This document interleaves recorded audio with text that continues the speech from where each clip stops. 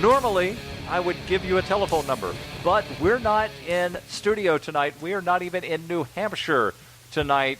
We are in New York City. Yes, that New York City.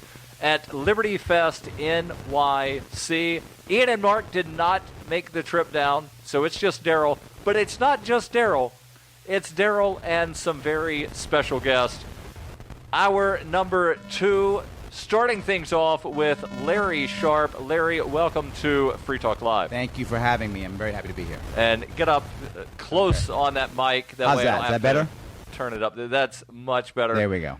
Larry is not new to Liberty, but I believe this is the first time you've ever been on Free Talk Live. That's correct, yes. Larry was a vice presidential candidate for the Libertarian Party earlier this year, and you came within about 30 votes Yes. of being on the Johnson-Weld ticket, and of course it would have then been the Johnson-Sharp ticket. Absolutely. So just tell us what that experience was like, coming so close. Yes. Well, thank you for your endorsement, by the way. I appreciate that. You're I really welcome. do.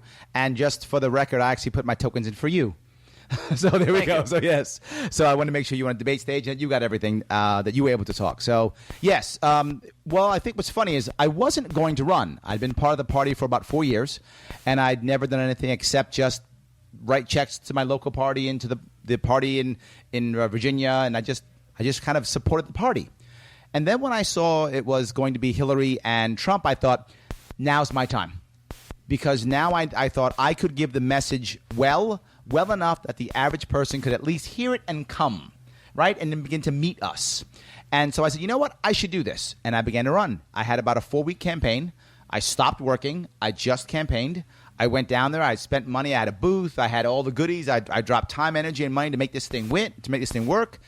And, you know, at first I thought, when I first started, I probably can't win, but I can maybe turn people to think my way. But when I was down there, I began to think I could win. The confidence really came out for me when I got down there. When I saw the people saying, wow, I want to hear this guy talk. This makes sense to me. Oh, okay. Wow, he says something that's kind of radical, but in a way that the average person could kind of hear it. And that's what I was trying to achieve the whole time. Right. So you're able to, without watering down the message, you're able to, explain liberty ideas. And I kind of hate the finish of this sentence, but it's something that I've heard for a long time. You're able to do it without scaring grandma. Yes. And yes. I don't know if you've ever heard it explained that way, but I've heard that for years. No, we have to water down the message because otherwise we're going to scare grandma. Yes. My friend Ernest Hancock always says, freedom's the answer, what's the question? Yes. And just saying freedom doesn't scare grandma, but when you say, and I think a lot of what scares grandma is not what we say, it's what other people say that we say. So, you want to eliminate the drug war. That means you want 3-year-olds standing on the street corner holding AK-47 selling crack at 2 o'clock in the morning. Right. And my response to that is, where the hell are the parents? Yes. Yes, but there's even a more important rule, and that is when I decide I say I want to end the drug war, that is exactly what will stop the violence. Yes. That is exactly what's going to stop the violence. My issue is not necessarily about what grandma has been told, but what grandma doesn't understand is that she's been in the government's bosom for decades. So Right. She doesn't know. She sees the walking away of government as I'm unsupported, the world's ending. We want to start the conversation not with I want to make government smaller, but with I want to make things better. Do you think government is right? And they'll go, oh, maybe not. Great. Now we can talk. Right. So the reality of it is making things better actually equals less government. Yes. But we just don't want to start there. We want to start with let's make things better, and then we'll all move together towards less government. That's the answer. Right. And let's go back to the drug war for just a brief moment. Please.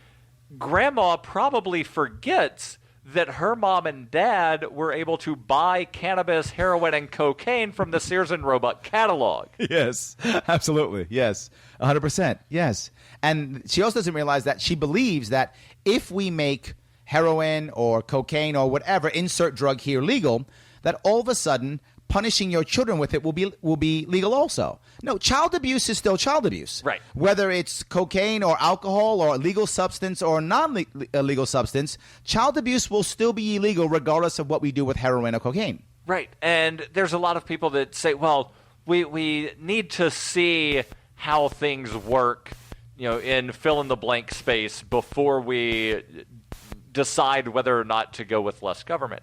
Okay, well, there's been this experiment in Portugal for the last 15 years where what they consider to be personal amounts of every substance have no criminal penalties. Yep.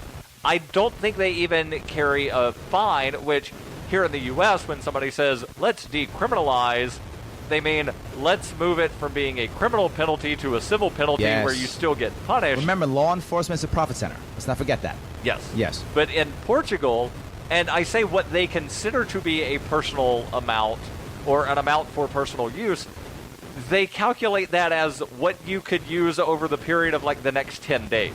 Wow. Where here in the U.S., that would get you with an attempt to distribute or intent to distribute charge that then becomes a felony in most cases that then could lead you to life in prison. Right. So clearly the answer to someone who has a drug problem is prison. That's the government's answer. The answer to almost anything is prison. Your kids aren't good, prison. Your kids are bad, prison. You're bad, prison. You have a problem, prison. Prison is always the answer because prison is I did something. The government's very much about, see, I punished the bad people, so therefore keep giving me money. Because who also punished the bad people? Right, but most of the time it's not actually the bad people. Yes. The bad people are in the government. Yes. But if I don't create bad people as a straw man, if I don't create bad people as, the boogeyman, you might realize I'm the bad guy. Right. I can't have that. And so I got to make someone else a bad guy. One thing that I have always thought was very strange is this idea of we have a crime problem, so let's make more things illegal. Yes, absolutely. Well, actually, that just increases the crime problem because now instead of charging you with one offense for possessing this plant, now we're charging you with possessing this plant, possessing the plant with the intent to distribute the plant if you have more than a certain amount. You didn't assist the police officer in putting you in handcuffs, so now you're resisting arrest. Yep. And because you didn't jump when he said jump, now it's disorderly conduct and all of these other charges. And they do this thing that they call charge stacking. I call it the spaghetti poo theory of law, to where they just bundle stuff together, they throw it against the wall, and they see what sticks. 100%. Look, the issue here is the government is concerned about getting convictions. So whenever you hear the government say, look, we need more tools, we should hear instead, look, we need to remove more rights. Because that's what that actually means every time. More tools means less rights. Can I somehow get around the Fourth Amendment again, and the Sixth, and the First? Can I get around those? That's what tools means. And those tools are not meant to actually stop crime. They're meant to put more people in jail. And that's the difference. The problem that I have here is what a government will do consistently, and this is across the board, they will decide, you know what, I need to have a lot of charges. So now some guy who looks like you might have robbed a bank.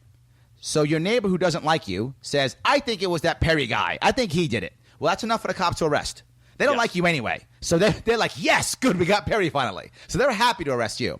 They arrest you and they say, you know what, the guy there had a gun. And he had a gun and he said, nobody move, nobody gets hurt. And there were 25 people in that bank. So you know what? We're going to charge you with 25 counts of attempted murder, 25 counts of attempted kidnapping, and robbing the bank, and all these things. Plus 25 counts of criminal threatening. Yes. And I definitely want to continue this conversation. Hopefully you can hang on for another segment. Sure, absolutely. We'll be right back with Larry Sharp talking about the criminal injustice system in the United States. This is Free Talk Live. We're back here on Free Talk Live. Larry Sharp is in the mobile studio here at Liberty Fest NYC. We're talking about the criminal injustice system, specifically the manner in which police do charge stacking or again, I like to refer to it as the spaghetti poo theory, to where they just bundle a bunch of stuff up, they throw it against the wall, and they know that some of it is going to stick. And I think one of the reasons they do this, because you did mention that they're concerned about conviction rates. Yes, absolutely. Number one. They don't care whether they have the right guy. That's they correct. just care that they have a guy Yes. with the word guilty Yes. next to his name. And the plea bargain is the answer here. This is the issue. They want the plea bargain, so they stack everything up so they can now say, with all these fake charges, I mean real charges, when they say that, that's 9,000 years in jail. Do you sure you want 9,000 years, Perry? Come on, you don't want 9,000 years. Why don't you just cop to doing it, and I'll be so good, I'll only give you a year. Right. And, we talk a lot about not taking the plea. Yes. Because something that most people don't realize is that the whole plea deal process, it's negotiation. Yes. It's bargaining. Yep. You never take the first offer. No matter how good you think that first offer is, you never take the first offer.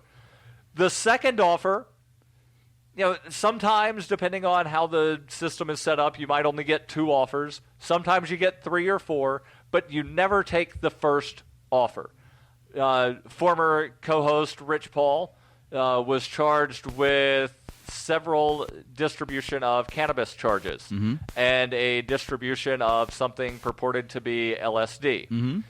And they told him, if you're convicted of all of these, you could go to jail for 81 years. Absolutely. The final offer that they made him before the beginning of the trial was no jail time. Yep. They didn't say how much probation. They just said no jail time, and he said, nope, I'm putting my hands in the jury. There we go. And he was convicted and wound up with a partially suspended sentence, spent about a year incarcerated, got out, was on probation, violated his probation because he had some cannabis, he peed dirty, and so he went back in, and luckily he was able to use that as some kind of leverage of, hey, you guys know that I'm just going to keep smoking weed, so just, keep me in jail a little bit longer, and then when I come out, no probation. And they said, okay, but you still have a suspended sentence. So, he wound up, getting off better than he could have, but again, they made that offer of no jail time. Again, they did not say how much probation, but they swear up and down they're not penalizing you for actually going to trial. And this is the problem that bothers me more than anything. This idea. If I'm saying that I will give you a deal, Perry, you're a bad guy, you robbed that bank, I tell you what, I'm going to give you 5 years. If I'm saying that, that means I believe that is the appropriate punishment for what you did. Yes. Right? So then how come I can give you more if you don't take that? What the law should be is if I say 5, that's the maximum I can push for as a prosecutor. Because the logic is, well, now we're going to have to work harder to convict you, blah, blah, blah. So you're giving me more punishment for exercising my rights. I'm being punished for exercising my rights. If you thought 5 years was the plea deal, then 5 years should be the same, even though I went to the jury. Right. But that doesn't happen. And the logic is, well, we have to spend more time prosecuting you. How does that make me more guilty? Well, see, the thing that they will say is, we're not penalizing you for not working with us. We're rewarding you if you do. Well, if I get a reward for, grabbing my ankles and saying, no lube, please. Right, exactly. Then I should not be, somehow punished for saying, no, I don't want to bend over. Right, exactly. Well, the point is, what you're saying is, we're rewarding you if you give up your rights. That's my problem. The plea deal is not, you're going to go out and get more bodies, right? At least that theoretically, that's not giving up my rights. I'm agreeing to work with the police to get some bad guy in. I can see that logically, at least. I'm not sure I'm happy, but I get it. But to say, I will give up my rights and you reward me, that's un-American. Right. If 5 years is what I should get, let me have my rights. And in the case of Rich Paul, it was a confidential informant that brought him down, someone that had been charged with selling heroin was used to go after someone selling cannabis. Wow. Yeah. Wow. I didn't want to hear that. Yes, Wow. that is Okay. what happened, and that's only part of it. Wow. The FBI got involved and asked Rich to wear a wire, although they will say, we didn't ask, but they strongly implied Of course. that they wanted him to wear a wire into the Keene Activist Center to try to somehow entrap some of his fellow political activists. And the anti-terrorism task force was involved in this over someone selling cannabis. Yes. The worst part is the prosecution and the police are all it's all legal for them to lie to you. Yes. In other words, they can say, Perry, I got 4 witnesses that put you at the bank, and they don't have anyone. But they can tell you that, and that's totally okay to make you cop a plea. And when you go, I wouldn't have copped a plea if I knew that was a lie, too bad. Yeah. Too bad. And then once they convict you and you agree, they won't look for the bank robber anymore, whether it's you or not. And if they happen to find him later, legally, they are under no obligation to let you out. Correct. If they happen to find that bank robber a year or 2 later, and they go, oh, that's the guy that we put Perry away for. Oh, yeah. Oh, well, sucks to be Perry. Or that's it. If all of those witnesses then later say, yeah, we never actually saw Darryl anywhere near the bank, we weren't even in the state on that day. Yep. Then the prosecutor has the discretion That's correct. of reopening the case and saying, yeah, this was all bunk evidence, let's drop these charges. I've read too many cases of people that were on death row for 30-plus years because of a false witness. And luckily for these people, they were not actually sentenced. You know, they never actually received their punishment of death. But there were 3 men that I remember specifically in, I believe it was North Carolina, where the only witness against them was like a 12-year-old at the time who, you know, about a year and a half, 2 years ago said, yeah, I wasn't even there. I never saw these guys. Oh, my God. And then after 39 years on death row, these guys were finally released. And it's because knowing that so many people have been wrongly convicted that I cannot support the death penalty. 100%. I totally agree. There's no in theory, is there a time when a group of people may want to take someone's life? In theory, that may be true. I'm not necessarily against that concept. That could be true. Don't make me pay for it. Yeah, and it's our death penalty is our death penalty is so convoluted. Yes, it's so bad that there's no way I could possibly support it. It's just no way. Theoretically, maybe another world, but no way could I do it now. But the problem that we have with the prosecution is the system itself, there's no incentive for them to do the right thing.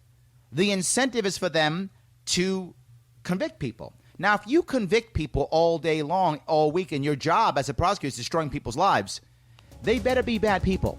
And if they're not bad people, you better tell yourself they're bad people. Otherwise, how are you going to sleep at night?